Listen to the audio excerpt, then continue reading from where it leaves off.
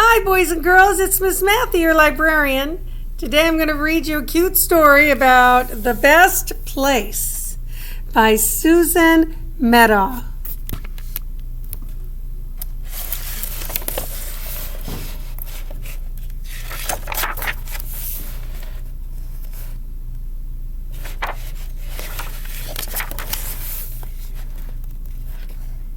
An old wolf and a bird were watching the sunset from the wolf's screen porch. "Nice view," said the bird. "I'll say," the wolf agreed.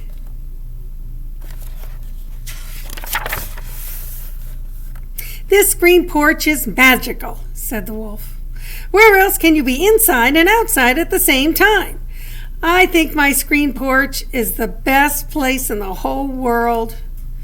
But the bird, who had traveled a bit, said, "How do you know? You've never been anyplace else." That night the old wolf had trouble sleeping. How did he know? Maybe there was a better view, a place more magical than his own screen porch. He decided to find out before he became an even older wolf.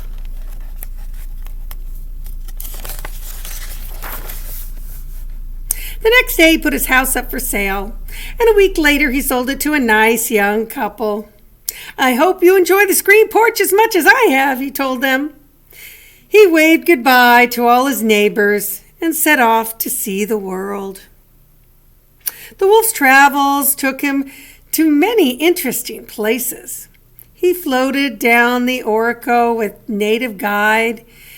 He couldn't help remembering how mosquitoes never got to him in his old screen porch.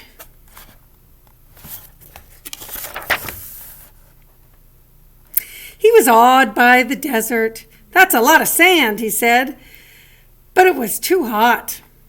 "There was always a nice breeze on my screen porch," he thought. He got soaked, seeing the sights in London. "I know a place where you can be outside when it's raining and never get wet," he told the umbrella salesman. "Is that good?" asked the duck. Finally, the wolf's journeys brought him home. "I'll just see how the rabbits are doing," he thought.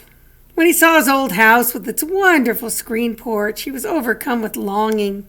"Why did I ever sell my house?" he thought. "I must get it back." So he said, "You rabbits should really get out and see the world. You'll never know what you're missing."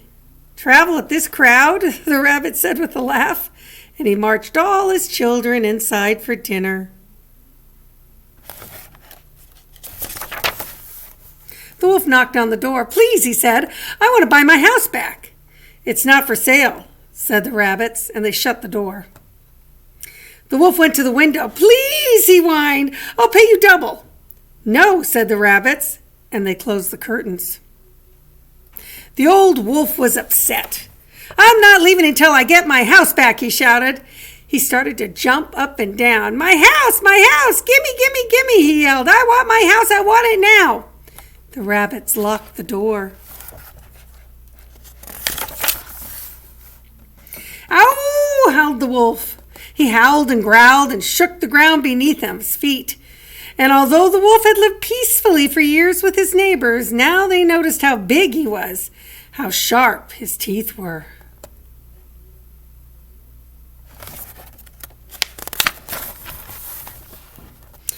At last the wolf fell silent. There was a silence in the forest as well. "Oh dear," thought the wolf, "that was quite a temper tantrum." Completely embarrassed, he hurried away down the path.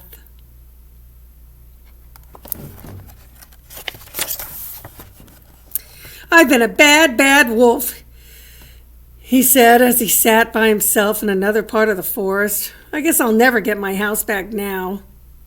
And he thought, "I must apologize to those rabbits." But a simple apology didn't seem enough. "I know," said the wolf. "I'll make them a special dinner. It will be a feast fit for a rabbit." He chopped and stirred and cooked and tasted until his table was full of delicious vegetarian treats. Then off he went to invite the rabbit family for dinner. It says, "Welcome, rabbits." The rabbit saw the wolf running up the path. "Dinner is served!" he shouted. "Dinner is served!" They saw the napkin around his neck and a fork and spoon in his hands. "Help!" cried the rabbits. "The wolf wants to eat us for dinner!"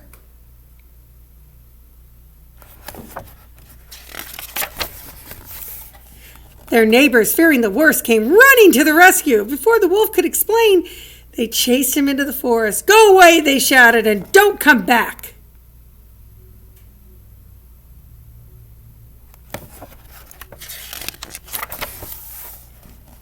It wasn't until a passing bird spotted the wolf's beautiful banquet that they realized a mistake had been made.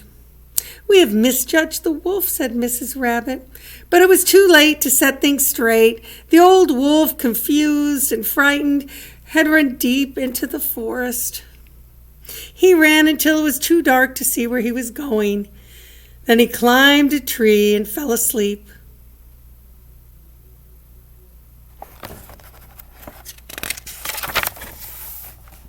The next morning, the old wolf woke up to a sight more beautiful than anything he had seen in all of his travels, and more beautiful even than the view from his old screen porch.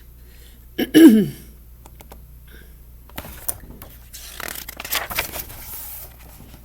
wolf knew what he had to do. First, he wrote a sincere letter of apology to the rabbit family. He hoped that everyone would someday forgive him for his terrible tantrum. Then the wolf started to build a new home. It was hard and lonely work. He was wondering if he would ever be able to finish the job when out of the forest, one after the other, came his old neighbors. "Can we help?" they asked. "You bet," said the wolf. Soon a magnificent structure began to grow at the top of the tallest tree.